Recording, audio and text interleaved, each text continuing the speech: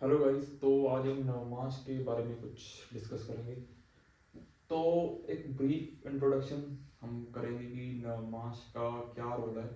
तो जैसे हम लगन चार्ट को स्टडी करते हैं तो वैसे ही आज हम नवमास का कुछ पार्ट देखेंगे। तो जैसे कि चाहे आप BNN एस्ट्रोलॉजी करो, चाहे आप मतलब वैदिक ज्योतिष करो, तो नवमास एक आपको जो एक्चुअल रियलिटी बताएगा। क्योंकि जो हम एक बात करते हैं कि जो प्रारब्ध है, जो आपका एक फिक्स्ड डेस्टिनी है, उसको नवमास बताएगा। क्योंकि लगन चार्ट एक मतलब कि ओवरऑल पिक्चर है जो आपके साथ ऊपर ऊपर होगी, पर अंदर से आप जो भी फील करोगे, जो भी आपका एक माइंडसेट है, वो नवमास बताएगा कि आपके अंदर जो फीलिंग्स हैं या आपका जो डेस्टाइन्ड पार्ट है, जो आपको इस लाइफ में करना पड़ेगा ही पड़ेगा, वो नवमास बताएगा। तो जब हम लगन चार्ट को और नवमास दोनों को क्लब कर कर, दोनों को देख कर कि दोनों में सेम पैटर्न्स कहाँ पर हैं। जैसे कि सपोज करो यहाँ पर ये तो नवमास में प्लेसमेंट होगी। जैसे यहाँ पर 4 नंबर लगन की कुंडली है, तो लगन लॉर्ड 12th हाउस में चला गया।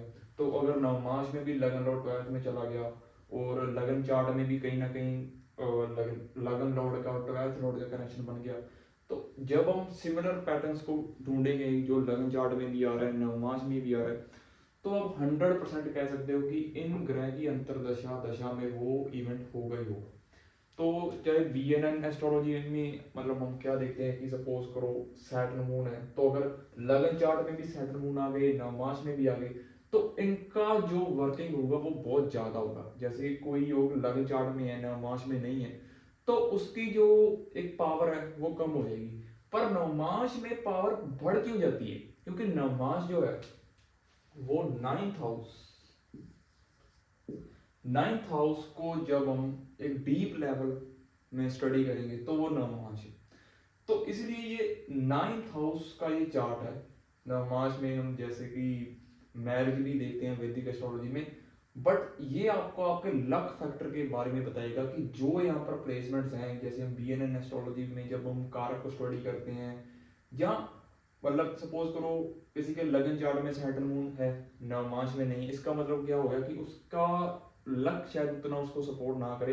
पर अगर नवमास में भी वो चीज आ गई, तो इसका मतलब कि जब वो सैटर्न मून सपोज करो वो ट्रैवलिंग करने लग गया, या उसने फूड रेस्टोरेंट हो गया, कोई और काम किया, तो इसका मतलब उसको जो लक होगा वो उसको बहुत फेवर करेगा उस काम में।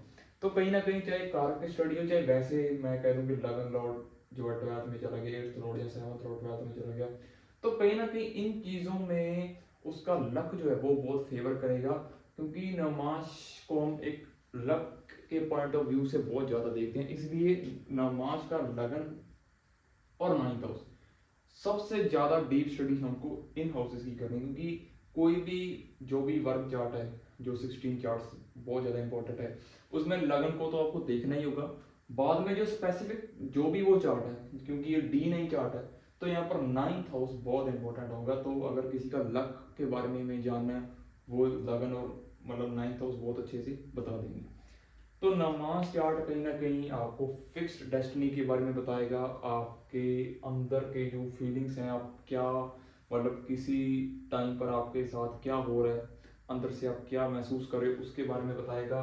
कहाँ पर मतलब आपका इस लाइफ में क्या प्रारब्ध है जो आप फेस करने जा रहे हो, उसके बारे में। कहीं ना कहीं जो फिक्स्ड कर्मास हैं, जो कर्मास आप बिल्कुल भी बदल नहीं सकते, जो आप बदल सकते हो इन राशि के माध्यम से आपको पता चल जाएगा। जैसे कि कोई चर राशि है, कोई फिक्स्ड राशि है, कोई डिवोल राशि है, वो चीज़ें आपको बहुत बता देंगी। ट्रांजिट को आप पढ़ सकते हो। जैसे कि अगर जुपिटर का ट्रांजिट आएगा या सैटर्न का आएगा, तो कहीं ना कहीं जुपिटर का ट्रांजिट सपोज करो कि अगर यहाँ से आ गया है ना, जुपिटर यहाँ से ट्रैवल कर रहा है या सैटर्न यहाँ से ट्रैवल कर रहा है ट्रांजिट में, तो कहीं ना कहीं जुपिटर का ट्रांजिट आपको फेवरेबल चीज़ें बता देगा। कि मतलब जो आपको सपोज करो यहाँ पर अगर जुपिटर आ गया, तो जैसे कि ये लगन लॉर्ड है, ये 7th 8th है, तो ये जो भी ये 3 हाउस हैं वो जुपिटर एक्टिवेट कर देगा। तो जैसे हम लगन चार्ट में ये सब चीज़ों को स्टडी करते हैं, वैसे हम नवमास में भी इन चीज़ों को स्टडी कर सकते हैं जुपिटर और सैटर्न के ट्रांजिट से। तो चाहे ट्रांजिट है, चाहे कोई प्लेसमेंट है, चाहे कारक है, नवमास उस चीज़ को 100% पूरा करेगा। जो लगन चार्ट कहीं ना कहीं 50-60% उस चीज़ को कर रहा है, नवमास उस चीज़ को 100% रिजल्ट गिविंग करेगा, क्योंकि ये आपका लक फैक्टर है। ये आपका एक्चुअल जो आपकी डेस्टिनी आपको सपोर्ट करेगी वो कब करेगी, कैसे करेगी।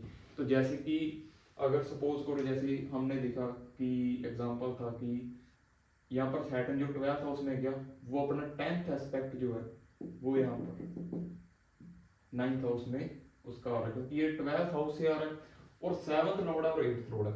तो हम सीधा सीधा कह सकते हैं कि अगर ये लगन चार्ट में भी है कि 7 और 8 का रिलेशन 9th के साथ है और नवमास में भी ऐसा कुछ बन गया, तो हम 100% कह सकते हैं कि जो इस इंडिविजुअल का पार्टनरशिप होगा या वाइफ होगी जो 7th हाउस के डोमेन है, और 8th हाउस में क्या आएगा कि इसके जो 8th हाउस में अगर ये इंजीनियरिंग प्रोफेशन में है, कहीं ना कहीं सर्जन है, तो चाहे 8th हाउस का प्रोफेशन ये इंडिविजुअल करे तो भी इसका लक उस प्रोफेशन में बहुत ज़्यादा सपोर्ट करेगा।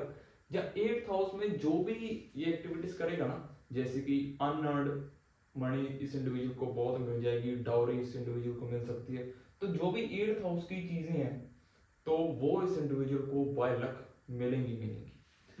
तो 7 और 8th का हमने ये देखा, और क्योंकि 12th हाउस में ये योग बन रहा है, तो जब ये चीज़ें, ये 12th हाउस सपोज करो फॉरेन में जाकर इन सब चीज़ों को करेगा, तो 100% इस आदमी जो भी इंडिविजुअल है इसका लक बहुत साथ देगा। तो ये जो चीज़ है, ये लगन कुंडली और नमाज दोनों से जब हम जज करेंगे तब हमको एक बहुत अच्छी पिक्चर जो है वो क्लियर होने लग जाएगी कि कैसे हम अपने चार्ट का 100% जो पोटेंशियल है उसको यूज कर सकते हैं। तो ये मैं लक के बारे में नहीं, इस इंडिविजुअल को अगर हम नेचर स्टडी करें तो लक पर एक सेपरेट वीडियो बनाएंगे कि लक एक्चुअल में अगर आपको सपोर्ट चाहिए अपने लक से तो वो कैसे आएगी। बट फिलहाल हम जैसे कि ये इंडिविजुअल का जो नेचर है वो कैसा होना चाहिए। तो लगन चार्ट में सपोज करो किसी का अगर लगन चार्ट होता तो हम कहते हैं कि लगन लॉर्ड 4th हाउस में है, तो कोई भी इंडिविजुअल होम सिक होगा। लगन लॉर्ड 6th हाउस में है तो कहीं ना कहीं उसकी लड़ाइयाँ बहुत हो सकती हैं, कॉन्फ्लिक्ट वाला नेचर हो सकता है। पर चाहे जो मर्जी प्लेसमेंट हो, चाहे उसके लगन कुंडली में लगन लॉर्ड 6th हाउस में बैठा हो, पर अगर उसका नवमास में लगन लॉर्ड 12th हाउस में चला गया तो कहीं ना कहीं अंदर से वो जो भी इंडिविजुअल है वो स्पिरिचुअल होगा ही होगा। उसका एक लेट गो वाला नेचर हो सकता है, कहीं ना कहीं मतलब हो सकता है कि उसकी डेस्टिनी जो है उसको फॉरेन कंट्री ले जाएगी, क्योंकि 12th हाउस फॉरेन कंट्री का भी है। तो 12th हाउस के सारी चीजें मतलब डिजेक्शन उसको अपनी लाइफ में बहुत मिले, है ना, तो डिसअपॉइंटमेंट्स ये सब चीजें भी उसको मिल सकती हैं। पर यहाँ पर क्योंकि 7th लॉर्ड और 8th लॉर्ड भी उसके साथ है, तो 7th हाउस जो है रिलेशनशिप का है, तो उसकी रिलेशनशिप भी बहुत हो सकती हैं। लगन लॉर्ड और 8th लॉर्ड, तो कहीं ना कहीं जब लगन का जो स्वामी है वो 8th और 12th से मिलता है तो ये एक स्पिरिचुअल योग बहुत अच्छा बन सकता है, क्योंकि 8th और 12th तो 4 8 12 ये जो है 4th 8th और 12th ये कहीं ना कहीं मोक्ष त्रिकोण है। तो जब भी लगन का संबंध 4 8 और 12 से बनेगा तो अगर ऐसा इंडिविजुअल स्पिरिचुअली इंक्लाइंड हो जाए तो वो बहुत अच्छा है। बाकी 8th हाउस की जो भी चीजें मैंने बताई, जैसे इंजीनियरिंग हो गया, तंत्र साथ मतलब तंत्र में ये इंडिविजुअल जा सकता है, एस्ट्रोलॉजी में ये इंडिविजुअल बहुत अच्छा कर सकता है। तो 8th हाउस की सारी चीजें और एक सीक्रेटिव मतलब सबसे ज्यादा जो सीक्रेट्स मतलब होते हैं ना, कई लोग बहुत सीक्रेटिव टेंडेंसीज उनकी होती हैं, मतलब उनकी एक बहुत ज्यादा प्राइवेट लाइफ होती है, तो ऐसा इंडिविजुअल सबसे ज्यादा अपनी प्राइवेट लाइफ में खुश रहेगा, क्योंकि 8th हाउस सीक्रेसी का भी है। तो 8th हाउस और 7th हाउस की चीजें इस इंडिविजुअल के अंदर होंगी, चाहे ऊपर ऊपर से जितना मर्जी सोशल हो सकता है लगन चार्ट में लगन लॉर्ड 11th में हो या 7th में हो या 3rd में हो। तो अगर लगन लॉर्ड लगन चार्ट में 3rd 7 11 में होगा तो कहीं ना कहीं उसका नेचर बहुत अच्छा है, सोशल एनिमल हो सकता है। पर अगर नवमास में लगन का संबंध 8th और 12th से बन जाए तो कहीं ना कहीं उसको सीक्रेट एक मतलब बहुत अकेला रहने वाला मतलब लोनलीनेस, क्योंकि 12th हाउस लोनलीनेस का है। हालांकि यहाँ पर 7th हाउस भी कनेक्ट हो रहा है, पर क्योंकि ज्यादा जो इंपॉर्टेंस है क्योंकि 12th हाउस में वो बैठा और 8th भी है, तो 8 और 12 यहाँ पर 7th हाउस को ज्यादा डोमिनेट कर देंगे। तो इस वजह से एक ब्रीफ है कि अगर आपको किसी का भी नेचर जानना है तो लगन से भी ज़्यादा जो एक्चुअल उसके अंदर की फीलिंग्स हैं वो नमाज आपको बता देगा कि एक्चुअल में जो इंडिविजुअल है वो कैसा है। तो आप हर डोमेन को, चाहे आपका पैसा हो, चाहे आपका कंफर्ट हो, चाहे जो भी है, वो हम नमाज में रीड करेंगे कि आपका फिक्स्ड पैटर्न जो है वो क्या है, क्या आप लेकर आए हो, क्या कब ये चीज़ें काम करेंगी दशांतर दशा में, आपको कैसे दोनों के जॉइंट रिजल्ट्स मिलेंगे। तो आगे हम इसी के बारे में स्टडी करेंगे।